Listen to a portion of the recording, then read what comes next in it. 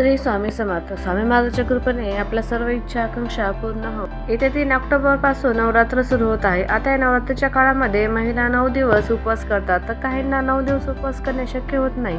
मग अशा वेळेस उठता बसता उपवास कसा करावा, तसेच 9 दिवसाचा उपवास कसा करावा, या उपवासामध्ये कोणते पदार्थ खावे, तसेच कोणत्या पदार्थाचा समावेश करू नये, याबद्दलची सर्व माहिती आज आपण या व्हिडिओमध्ये पाहणार आहोत. तर व्हिडिओला सुरुवात करण्याआधी चॅनलवरती नवीन असाल तर चॅनल सबस्क्राईब करा, बेल आयकॉनला क्लिक करा आणि कमेंटमध्ये ओम महालक्ष्मी नमः लिहायला विसरू नका. हिंदू दिनदर्शिकेनुसार यावेळी अश्विन महिन्याच्या शुक्ल पक्षातील प्रतिपदेची तिथी 3 ऑक्टोबरला दुपारी 12:18 सुरू होईल आणि शुक्रवारी 4 ऑक्टोबरला पहाटे 2:58 समाप्त होईल. नवरात्रीच्या प्रतिपदा तिथीला मंत्रपठण आणि वैदिक विधीसह कलशात माता दुर्गाला आवाहन केले जाते. याला घटस्थापना असे म्हणतात. आता या नवरात्रीच्या 9 दिवसांमध्ये काही महिला अगदी 9 दिवस देखील उपवास करतात, तर काही महिला उठता बसता देखील उपवास करतात. उपवास करण्याच्या देखील अनेक पद्धती आहेत. आता तुम्हाला जो उपवास करणे शक्य असेल तो उपवास तुम्ही करावा, कारण की महिला या गर्भवती असतात किंवा काही आजारी असतात, तर अशा महिलांनी आपल्या आरोग्याची काळजी करूनच मग उपवास करायचा आहे. कारण की आपण जर आजारी आहोत, आपण जे काही उपवास करत आहोत, उपवास केल्यानंतर आपल्याला माता लक्ष्मीची सेवा करणे देखील तितकेच गरजेचे आहे. तसेच घरातील कामे देखील आपल्याला करावी लागतात. आपल्याला भले उपवास असला तरी पुरुष मंडळी उपवास करत नाहीत, त्यांच्यासाठी आपल्याला स्वयंपाक करावा लागतो किंवा घरांमध्ये लहान मुले असतात, मोठी मुले असतात, त्यांचा देखील आपल्याला बघावं लागतं. त्यामुळे आपल्याला आरोग्याची पहिल्यांदा आपण काळजी घेऊन मग उपवास करायचा आहे. आपल्याला जेवढं झेपेल तेवढंच उपवास करायचा आहे. आपण अगदी आजारी असाल किंवा गर्भवती महिला असेल तर अशा महिलांनी उठता बसता उपवास केला तरी पण चालेल. तो उपवास कसा करायचा, तर आपण जेव्हा प्रतिपदा तिथी आहे त्या दिवशी घटस्थापना आहे, तर आपल्याला उपवास करायचा आहे. अगदी सकाळी देखील उपवास करायचा आहे, संध्याकाळी देखील उपवास करायचा आहे. दुसऱ्या दिवशी तुम्ही उपवास सोडायचा आहे आणि त्यानंतर नवमीच्या दिवशी आपण परत उपवास करायचा आहे. मग नवमीच्या दिवशी सकाळी आणि नवमीच्या दिवशी संध्याकाळी उपवास करायचा आहे आणि घटस्थापनेच्या दिवशी हा उपवास सोडायचा आहे. आता प्रत्येक ठिकाणची पद्धत वेगवेगळी असते. काही ठिकाणी उठता बसता उपवास हा अष्टमीच्या दिवशी सकाळी संध्याकाळी केला जातो आणि नवमीच्या दिवशी सकाळी सोडला जातो. आता तुमच्याकडे जशी पद्धत आहे त्यानुसार तुम्ही हा उठता बसता उपवास करू शकता. आता 9 दिवसाच्या महिला उपवास करतात, तर यामध्ये उपवासाचे पदार्थ देखील खाल्ले जातात. मग तुम्ही साबुदाण्याची खिचडी खाऊ शकता, तसेच वरळी, त्यालाच भगर असे म्हणतात, ते देखील खाऊ शकतात. काही महिला फक्त एक वेळ फलाहार करतात, म्हणजे एक वेळ फक्त फळे खाल्ली जातात. केळी असे, सफरचंद असेल असं उपवासाला खाल्ले जाते. एक टाइम आपण उपवासाचे दुसरे पदार्थ खाऊ शकतो. अशा पद्धतीने देखील तुम्ही उपवास करू शकतात. तर काही महिला या चप्पल न घालता देखील उपवास करतात, म्हणजे पूर्ण नवरात्रीचे काही 9 दिवस आहेत, त्या 9 दिवस आपण चप्पल घालायची नाही असा देखील उपवास करतात.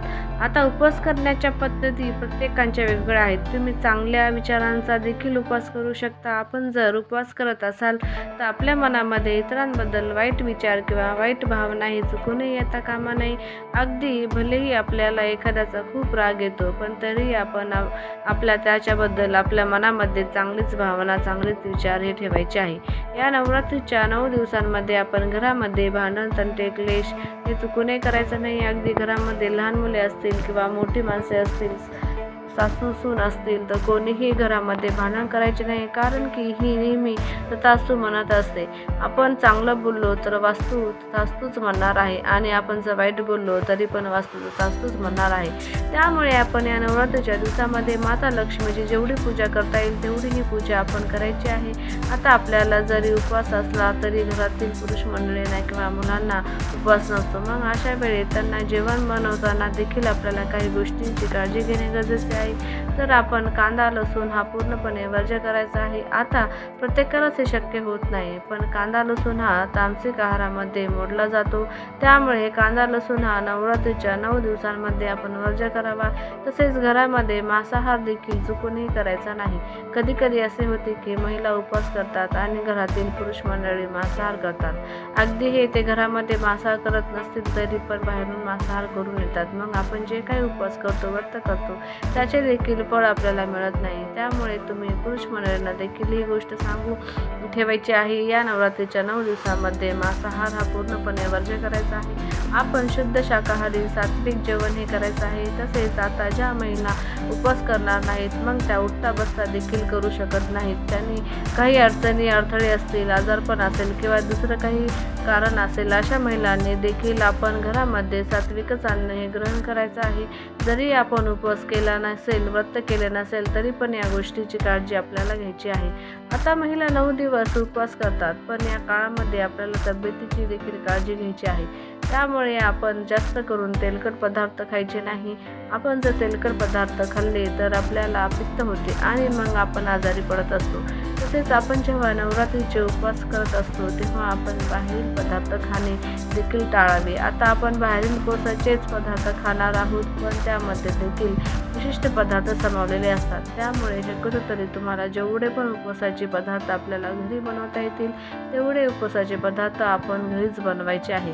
बाहेरचे उपवासाचे पदार्थ शक्यतो तरी आपण घेण्याचे टाळायचे आहे. तसेच आता आपण उपवासासाठी पदार्थ बनवत असतो त्यासाठी मीठ आपण वेगळे वापरायचे आहे. कारण की घरामध्ये बाकीच्या देखील व्यक्ती असतात, त्यांच्यासाठी देखील आपण दुसरे पदार्थ बनवत असतो. त्यामुळे आपल्यासाठी मीठ हे वेगळे ठेवायचे आहे. शक्यतो तरी आपण या नवरात्रीच्या काळामध्ये सेंधव मिठाचा वापर करावा असे म्हणतात. काही लोक ज्यांना सर्व उपवास करता येत नाही ते सप्तमी, अष्टमी आणि नवमीचे उपवास करू शकतात. याला त्रिरात्री व्रत देखील म्हणतात. भरपूर ठिकाणी सप्तमी, अष्टमी आणि नवमीचे व्रत केले जाते. हे देखील अत्यंत लाभदायक आहे. तसेच जे लोक प्रतिपदा आणि अष्टमी व्रत करतात त्यांना युगम रात्री व्रत म्हणतात. जो फक्त आरंभी आणि शेवटी व्रत करतो त्याला एक रात्री व्रत म्हणतात. तसेच या नवरात्रीच्या काळामध्ये ज्या पण महिला उपवास करणार आहेत, उपवास करणाऱ्या महिला पलंगाऐवजी शक्यतो तरी जमिनीवर झोपावे किंवा अगदी तुम्ही चटईवर देखील झोपू शकता. पण नवरात्रीमध्ये उपवास करणाऱ्यांनी झोपण्यासाठी खूप मऊ गादी वापरणे टाळावे. शक्य असल्यास 9 दिवस आपण गादीशिवाय झोपावे. तसेच असे काही व्यक्ती असतात की जे इतरांबद्दल नेहमी वाईट बोलत असतात किंवा ते दुष्कृत्य करत असतात आणि आपल्याला ते व्यक्ती माहीत असतात, पण ते आपल्यासोबत चांगले असतात म्हणून आपण त्याच्यासोबत राहतो. पण या नवरात्रीच्या काळामध्ये आपण अशा व्यक्तीसोबत कोणीही राहायचं नाही. आपण जर असे केले तर आपलं देखील पापाची भागीदार होत असतो. त्यामुळे या गोष्टीची देखील आपल्याला या नवरात्रीमध्ये काळजी घ्यायची आहे. तसेच या नवरात्रीमध्ये महत्त्वाचं काम म्हणजे आपण दुर्गा सप्तशती पाठ करावा. तसेच आपल्याला कुलदेवीचे देखील दर्शन करायला आपल्याला जायचं आहे. मग तुम्ही 9व्या माळीला किंवा 7व्या माळीला देखील दर्शन करायला जाऊ शकता. कारण की वर्षातून एकदा तरी आपण कुलदेवीचे दर्शन घेणे या खूप महत्त्वाचे आहे. आपल्याला या नवरात्रीमध्ये कुलदेवीची ओटी देखील भरायची आहे.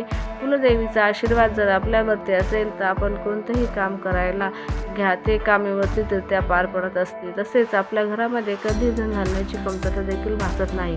त्यामुळे कुलदेवीचा आशीर्वाद आपल्यावरती असणे अत्यंत गरजेचे आहे. उलट आपल्या घरामध्ये सर्व कुटुंबियांनी कुलदेवीचा आशीर्वाद घेण्यासाठी या नवरात्रीमध्ये जायचं आहे. अगदी सर्वांना जर शक्य नसेल तर कमीत कमी महिलांनी तरी कुलदेवी जाऊन कुलदेवीची ओटी ही भरलीच पाहिजे. तुम्हाला हा जर व्हिडिओ आवडला असेल तर व्हिडिओ लाईक करा, शेअर करा आणि चॅनलवरती नवीन असाल तर चॅनलला सबस्क्राईब करून बेल आयकॉनला क्लिक करा. धन्यवाद. श्री स्वामी समर्थ.